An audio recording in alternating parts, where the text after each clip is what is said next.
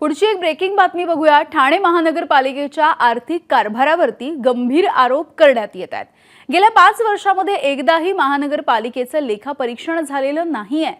ठाणे मनपाच्या 3 अब्ज 37 कोटी रुपयांचा हिशोबच नसल्याचं आता उघड होतंय।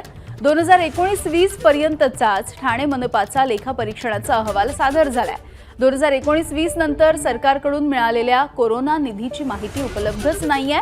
नगरविकास विभाग केंद्र सरकारच्या विशेष निधीची सुद्धा माहिती सध्या उपलब्ध नाहीये। उच्चस्तरीय चौकशीची भाजपचे आमदार संजय केळकर यांनी मागणी केली आहे। निधी आला तो निधी कुठे गेला म्हणजे ही काही लूट की छूट आहे का? अंधाधुंदपणे मस्तवालपणे अधिकारी कसेही काम करणार, कसेही वागणार, मनमर्जी करणार, मनमानी करणार आणि यांच्यावर कुठलाही प्रकारचा कोणाचा काही अंकुश राहणार नाही, हे निषेधार्थ आहे। आणि या प्रत्येक याची उच्चस्तरीय चौकशी झाली पाहिजे। गेल्या 4 वर्षामध्ये जो निधी आला त्या निधीच्या बाबतीत या संबंधामधलं मी पत्रच दिलेलं आहे। या संबंधातलं प्रत्येक पै न पैच्या हिशोबासाठी तुम्ही चौकशीनामा, ऑडिट नाही, त्याचा जाब विचारा आणि अधिकाऱ्यांवर कारवाई करा एकदाची। ऑडिट रिपोर्ट न करणं, त्यामध्ये महापालिकेचा भ्रष्टाचार किंवा अन्य मार्ग हे प्रमाणाच्या पलीकडे वाढले, त्याच्यामुळे हा ऑडिट रिपोर्ट तयार होत नाही। आणि ऑडिट रिपोर्ट तयार होत नाही ही करदात्या नागरिकांची चक्क फसवणूक आहे आणि ह्याला आयुक्त जबाबदार आहे। मी आत्ताचा जो अर्थसंकल्प होता त्यावेळेलाच वेबसाईटवर सगळे ठिकाणी मी हे केलं होतं की ठाणे महानगरपालिका 5 वर्षाचा ऑडिट रिपोर्ट नाही आहे।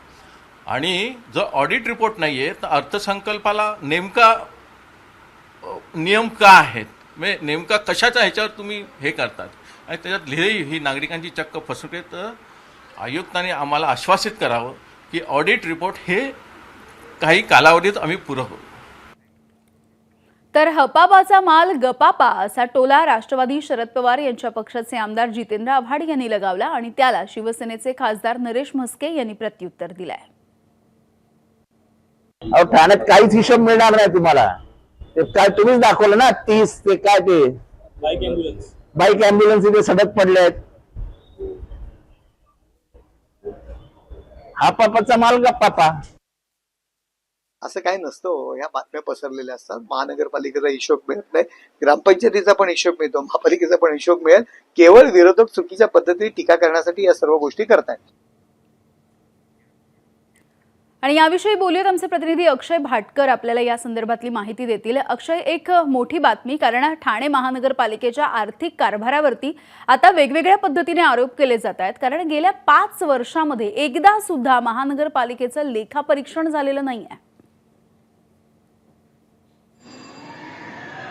यामिनी, यातली गंभीर गोष्ट ही आहे की लेखापरीक्षण 2019 आणि 20चा जो अहवाल आहे तो सध्या ठाणे महानगरपालिकेच्या वेबसाईटवर आपल्याला उपलब्ध दिसतोय, पण 19-20च्या नंतरचा एकही अहवाल आपल्याला या ठाणे महानगरपालिकेच्या वेबसाईटवर उपलब्ध नाही किंवा कोणत्याही सदस्यांना देखील देण्यात आलेला नाहीये। तर आता महाराष्ट्र महानगरपालिकेचा अधिनियम कायदा जो आहे तो काय सांगतो, तर प्रत्येक वर्षी महानगरपालिकेचं ऑडिट होणं गरजेचं आहे। ते ऑडिट सादर करणं गरजेचं आहे आणि ते झाल्याच्या नंतरच अर्थसंकल्प जो आहे तो मांडणं आवश्यक असतं, कारण की मागच्या ज्या ड्यूज आहेत किंवा जो खर्च केलेला आहे तो नेमका कुठे झाला, कसा झाला हेच आपल्याला कळणार नाही जर ऑडिट रिपोर्ट झालेला नसेल तर। आता ठाणे महानगरपालिकेचा विचार केला आहे तो सध्या गेल्या 6 महिन्यांपासून रिटायर, आधीचे जे ऑडिटर होते ते रिटायर झाले, त्यामुळे नवीन ऑडिटरची जी जागा आहे ती सध्या रिकामी आहे। आता हे गेल्या 6 महिन्याचं झालं, त्याच्या आधीच्या 5 वर्षांचं काय, तर गेल्या 5 वर्षांच्या संदर्भात देखील कोणताही हिशोब सध्या नागरिकांना उपलब्ध नाहीये।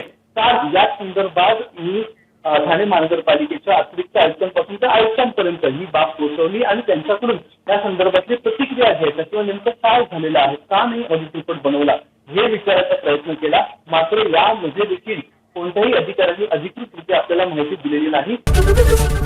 एबीपी माझा, उघडा डोळे बघा नीट।